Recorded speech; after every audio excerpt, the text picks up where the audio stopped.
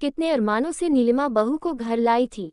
कितने अरमान संजोए थे बहू के, बहुत प्यार से रखूंगी, ऐसा कुछ नहीं होने दूंगी जैसा अन्य घरों में सुनाई देता है। सास ने ये कहा तो बहू ने ये जवाब दिया, फिर तू मैं। नहीं नहीं, मैं ऐसा कुछ नहीं होने दूंगी। काहे का झगड़ा, किस बात का झगड़ा, कोई वजह भी तो होनी चाहिए। न झगड़े की किस बात की कमी है, हमारे घर में जैसे चाहे वैसे रहे, कोई रोक टोक नहीं। और कौन है घर में, ले देके मैं, बेटा रोहन और उसके पापा नीरज, बस।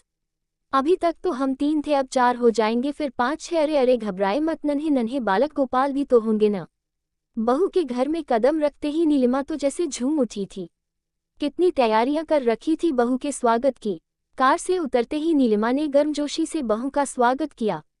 बहुत बहुत स्वागत है तुम्हारा इस नए घर में, नया घर तुम्हें मुबारक हो, और दुखी बिल्कुल मत होना। और कानों में धीरे से कहा, एक माँ को छोड़कर आए हो न यहाँ, दूसरी माँ मिल गई है मुझे, अपनी माँ ही समझना। कोई कुछ भी कहे या रोहन तुम्हें परेशान करे तो मुझे आकर कहना, कान खींचूंगी उसके। और नीलिमा खिलखिलाकर हंस पड़ी। खुशी तो जैसे छलकी पड़ रही थी नीलिमा की। कुर्सी से सिर टिकाए नीलिमा के आंखों से आंसू बह निकले। 6 साल पहले बेटे की शादी को याद करके नीलिमा एक बार फिर 6 साल पहले वाले दिन में चली गई। कितने अरमानों से लाई थी नीतिका को इस घर में बहू बनाकर। जब पहली बार नीतिका को देखने गए थे तो ऐसी बिल्कुल भी नहीं लगी थी जैसी अब है। गोरा रंग, अच्छी हाइट, दुबली पतली सी, सुंदर सी, नाजुक सी नीतिका उनको एक ही नज़र में पसंद आ गई थी। और उसका आदर सम्मान देना, प्यार से गले लग जाना मन मोह लिया था। रोहन को भी पसंद आ गई थी नीतिका। फिर एक छोटा सा कार्यक्रम करके शादी पक्की कर दी थी। इस छोटे से फंक्शन में बस नीलिमा की तरफ से 5 मेंबर थे। नीलिमा ने नीतिका को गले में सोने की चेन पहनाकर जैसे ही नीतिका का मुंह मीठा कराया, थैंक यू मम्मा कहकर नीतिका ने नीलिमा को गले से लगा लिया। गदगद हो गई थी नीलिमा नीतिका को पाकर। तमाम सपने देखने लगी थी कि नीतिका को ऐसे रखूंगी वैसे रखूंगी, सास तो बिल्कुल भी नहीं बनूंगी, माँ बेटी बनकर रहूंगी, खूब मौज मस्ती करूंगी। नीलिमा सोचने लगी, मेरी सास ने तो मुझे बहुत परेशान किया है, लेकिन मैं अपनी बहू को बिल्कुल भी परेशान नहीं करूंगी। और कई बार फोन पर बात होती तो नीलिमा नीतिका से कह देती कि मेरी सास ने तो मुझे बहुत परेशान किया है, लेकिन तुम बिल्कुल मत डरना, मैं वैसी सास नहीं बनूंगी, और जोर से हंस पड़ती। वैसे तो नीलिमा बहुत नर्म मिजाज और मृदुभाषी थी, हंसमुख, सबकी मदद करने वाली, हर काम में होशियार, पाक कला में तो पारंगत थी। सिलाई कढ़ाई बुनाई, अपने समय का कोई ऐसा काम नहीं था जो वो नहीं कर पाती है। मोहल्ले पड़ोस में भी उनकी बहुत अच्छी बनती थी।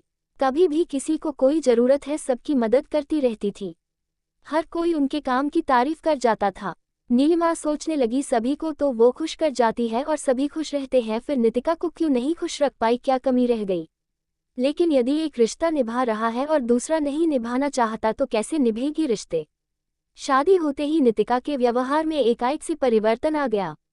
नीलिमा का इकलौता बेटा था रोहन और आर्थिक स्थिति भी मजबूत थी। शायद ये सब देखकर नीतिका ने अच्छा व्यवहार रखा, शादी से पहले की शादी यहाँ हो जाए।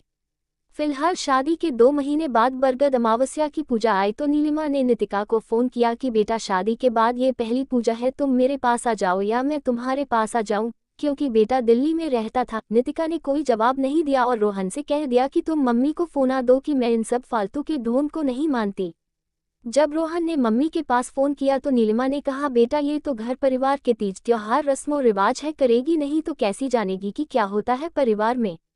अब मम्मी वो नहीं आना चाह रही है तो मैं आ जाऊं, नीलिमा ने कहा। अच्छा बताता हूँ कहकर रोहन टाल गया।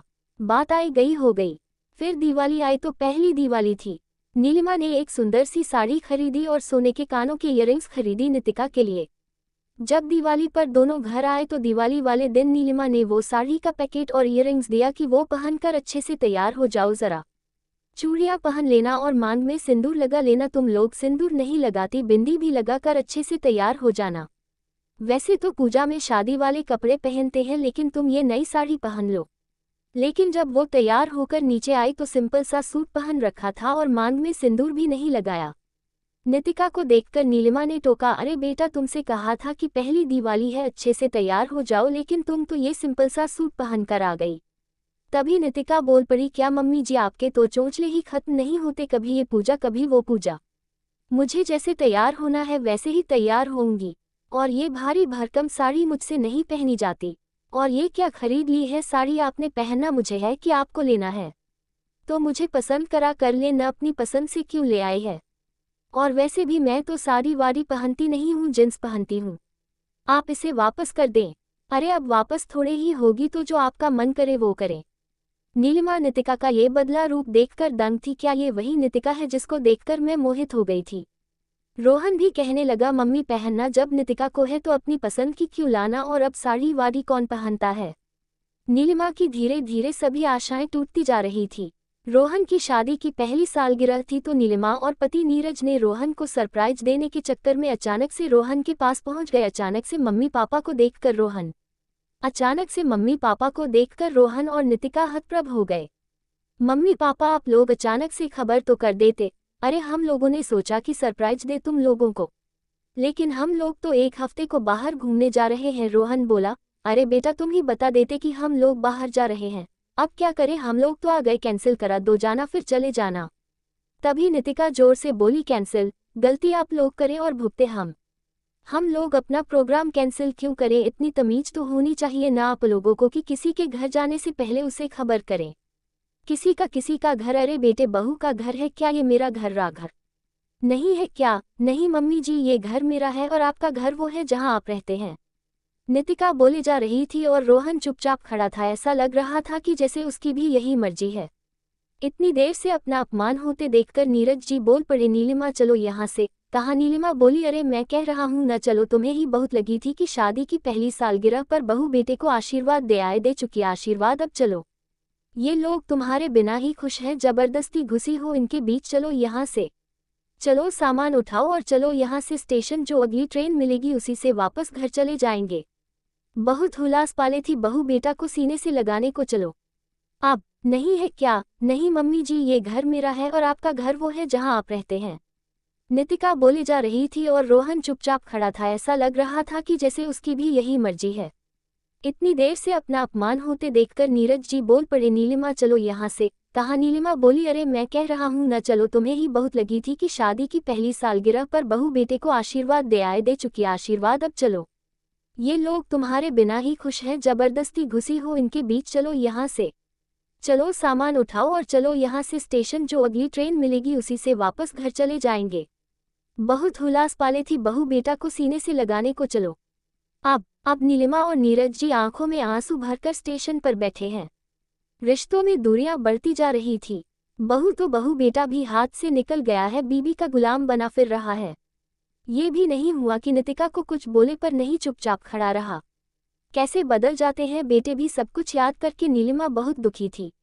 रिश्तों में अब धीरे धीरे इस कदर दूरियां बढ़ गई है कि नितिका की अब नीलिमा से बातचीत नहीं होती है। हाँ, बेटे की कभी कभी फोन आ जाता है और कभी कभी घर भी आ जाता है, लेकिन नितिका न बात करती है और न घर आती है। कभी कभी रिश्ते इस कदर खराब हो जाते हैं कि क्या बताएं, जबकि वजह कुछ भी नहीं होती है।